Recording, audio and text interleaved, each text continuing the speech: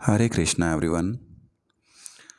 I welcome you all on my channel.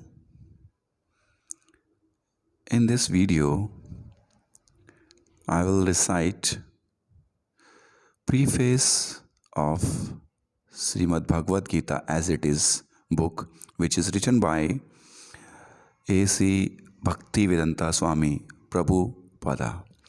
He was founder Acharya of the International Society for Krishna Consciousness, means ISKCON. Let us start. Preface. Originally, I wrote Bhagavad Gita as it is in the form of in which it is presented now. When this book was first published, the original manuscript was unfortunately cut short to less than 400 pages, without illustrations and without explanations for most of the original verses of the Srimad Bhagavad Gita. In all of my other books, Srimad Bhagavatam, Sri Isopanishad, etc., the system is that I give the original verse, its English translation, word for word, Sanskrit English equivalents, translations, and purports. This makes the book very authentic and scholarly and makes the meaning self-evident. I was not very happy, therefore, then I had to minimize my original manuscript. But later on, when the demand for Bhagavad Gita as it is considerably increased, I was requested by many scholars and devotees to present the book in its original form. Thus, the present attempt is to offer the original manuscript of this great book of knowledge with full parampara explanation in order to establish the Krishna consciousness movement more soundly and progressively. Our Krishna consciousness movement is genuine, historically authorized, natural and transcendental due to its being based on Bhagavad Gita as it is. It is gradually becoming the most popular movement in the entire world, especially amongst the younger generation. It is becoming more and more interesting to the older generation also. Older gentlemen and becoming interested so much so that the fathers and grandfathers of my disciples are encouraged us by becoming life members of our great society. The International Society for Krishna Consciousness in Los Angeles, many fathers and mothers used to come to see me to express their feelings of gratitude for my leading the Krishna Consciousness movement throughout the entire world. Some of them said that it is greatly fortunate for the Americans that I have started the Krishna Consciousness movement in America. But actually, the original father of this movement is Lord Krishna himself, since it was started a very long time ago, but is coming down to human society by disciplic succession. If I have any credit in this connection, it does not belong to me personally, but it is due to my eternal spiritual master, His divine grace, Om Vishnupada Paramahansa Pri Vrajikacharya 108 Sri Srimad Bhakti Siddhanta Saraswati Goswami Maharaja Prabhupada. If personally I have any credit in this matter, it is only that I have tried to present Bhagavad Gita as it is, without any adulteration. Before my presentation of Bhagavad Gita as it is, almost all the English editions of Bhagavad Gita were introduced to fulfill someone's personal ambition. But our attempt in presenting Bhagavad Gita as it is to present the mission of the Supreme Personality of Godhead, Krishna. Our business is to present the will of Krishna, not that of any mundane speculator like the politician, philosopher, or scientists.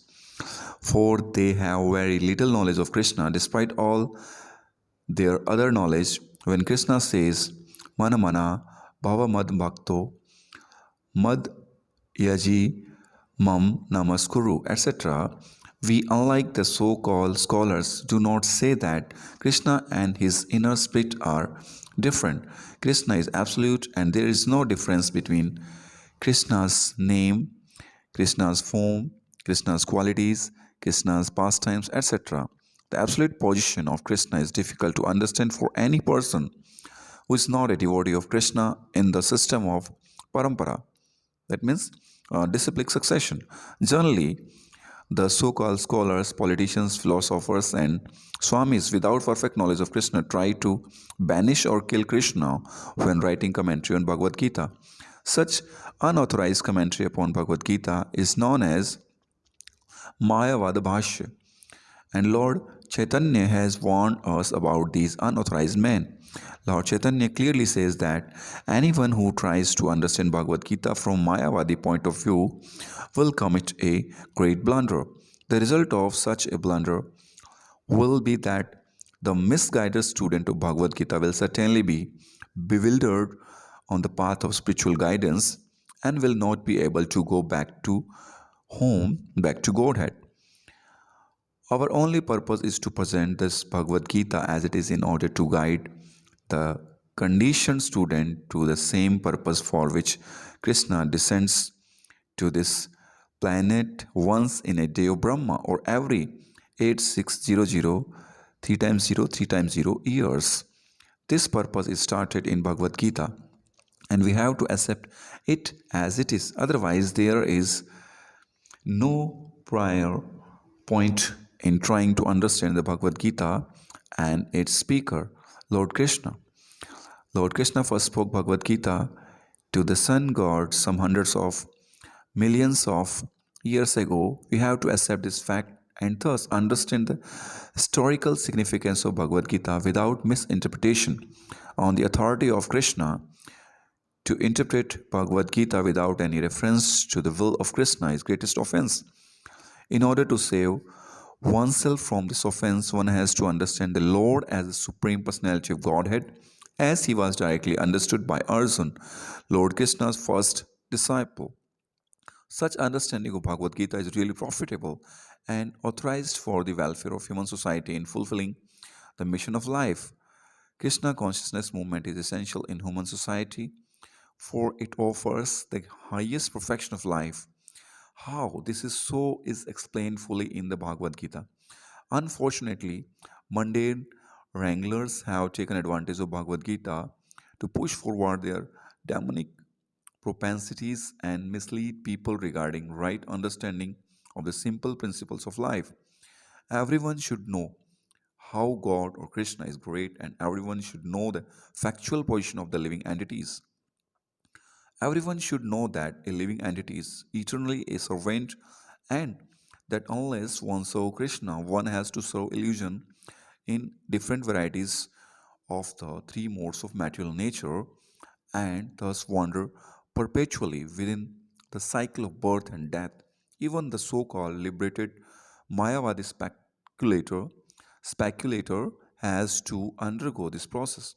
This knowledge constitutes a great science, and each and every living being has to hear it for its own interest. People in general, especially in the age of Kali, are enamored by the external energy of Krishna, and they wrongly think that advancement of material comforts every man will be happy.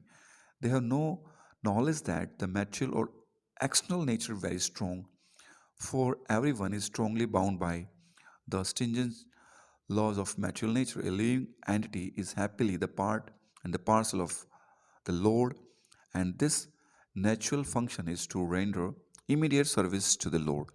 By the spell of illusions, one tries to be happy by serving his personal sense gratification in different forms, which will never make him happy. Instead of satisfying his own personal material senses, he has to satisfy the senses of Lord. That is the highest perfection of life. The Lord wants this and he demands it. One has to understand this central point of Bhagavad Gita. Our Krishna consciousness movement is teaching the whole world this central point, and because we are not polluting the theme of Bhagavad Gita as it is, anyone seriously interested in driving benefit by studying the Bhagavad Gita must take help from Krishna consciousness movement for practical understanding of Bhagavad Gita under the direct guidance of the Lord. We hope, therefore, that people will derive the greatest benefit by studying Bhagavad Gita as it is, as we have presented it there, and if even one man becomes a pure devotee of the Lord, we shall consider our attempt a success.